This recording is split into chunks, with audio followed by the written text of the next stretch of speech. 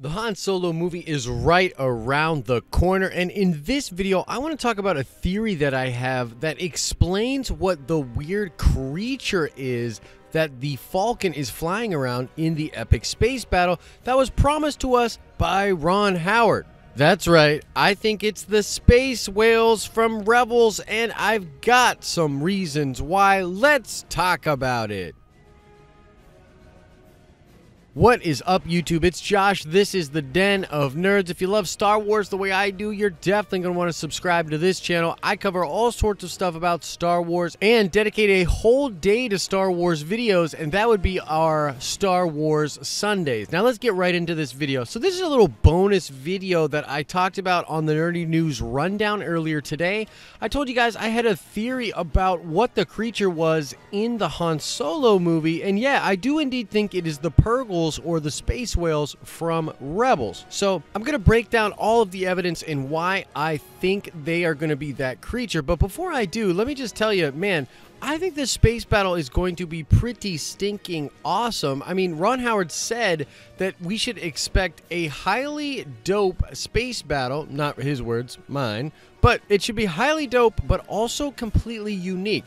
And I think that the unique aspect will be because of the Purrgil or the space whales in the middle of the Star Destroyers and everything like that. So I'm really excited for this to take place, and whether or not it's actually the Purrgils, I'm going to enjoy the hell out of it. This is just a theory. Let's not get too crazy. Now, I think the number one reason that I do think it is going to be the space whales is because of the location. If you remember, the space whales or Purrgils actually exist mostly in deep space, and they have the ability to travel through hyperspace naturally, but they do tend to stay in deep space or around the outer regions. This is the outer core of the galaxy, and we know that most of the planets that the Han Solo movie is going to visit will be in the outer rim. In fact, we've seen the footage of the new stormtroopers referred to as the range troopers. Now, the whole gimmick with these guys is that they literally exist very far away from most of the Imperial installments, and so they act kind of autonomously, and I just love this idea of this whole movie taking place very, very far away from the core worlds, very far away from the official military might of the Empire. So given that the location is out there in deep space and that Han Solo will be very familiar with all of the aspects of deep space, I believe he will be being chased down and decide to take the Imperials to where he believes the Purrgils or the space whales will be. This is very similar to the way he flies into the asteroid field, knowing that they would be crazy to follow him, trying to throw them off and hide from the Imperials. Maybe there's no asteroid field around, and instead he knows where a cluster of the space whales usually go, and so that is where he will be going. Now, the other reason that I think this will indeed be the space whales is just because there's precedence there. I mean,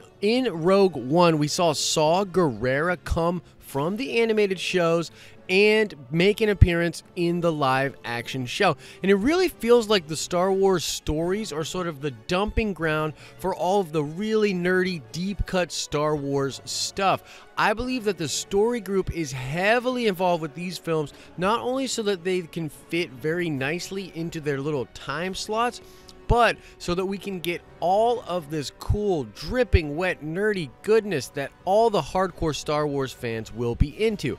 It kind of feels like with the newer films or the sequel trilogy, they are sort of toning that back, trying to make them incredibly accessible, getting new audience members in there, and borderline not respecting canon depending on your opinions of that.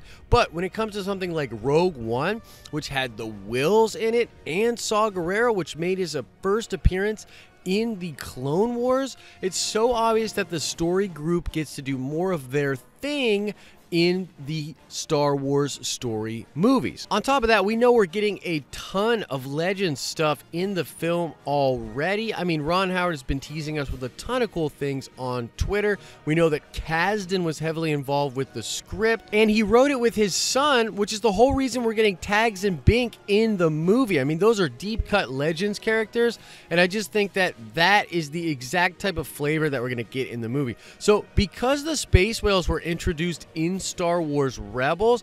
I can see the story group dealing a lot with them, and when the Han Solo movie was being developed, the writers, which would be the Kasdans, probably went to the story group and said, what kind of a creature can we have in space? We really want to do something unique here.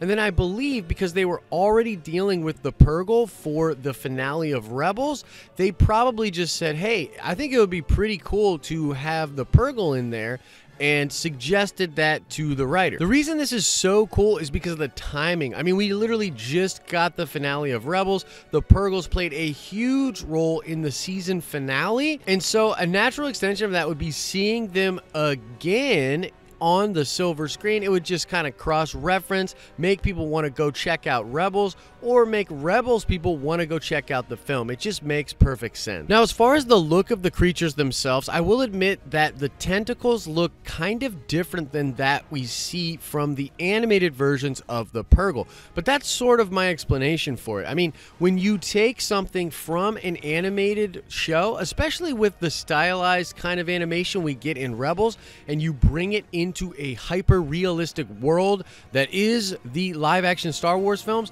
I think you need to make additions and you need to make changes to things. And so my gut is telling me that the look of these tentacles is just changed to better fit the reality of live action.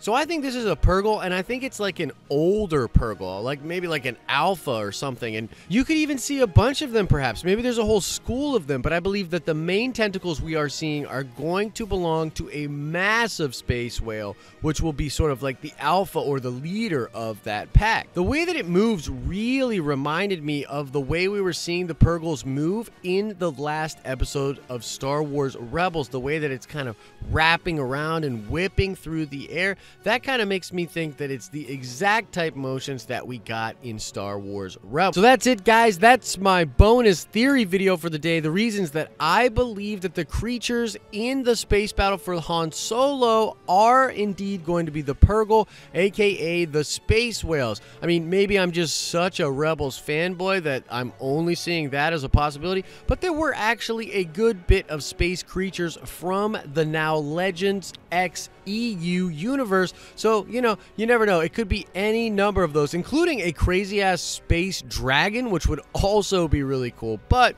my gut is telling me they're going to go with what has already worked for them in canon, the only big-scale space creatures we know of, the Purrgil, aka the space whales. Let me know what everybody thinks about this in the comments section. Let's start a conversation. If you have a better theory, definitely let me know. I kind of looked around, and to me, this just made the most sense, so I went with it, but I definitely want to know what everybody thinks about this in the comment section below. As I always say, I hope you're having an awesome and nerdy day, and I will see you in the next video.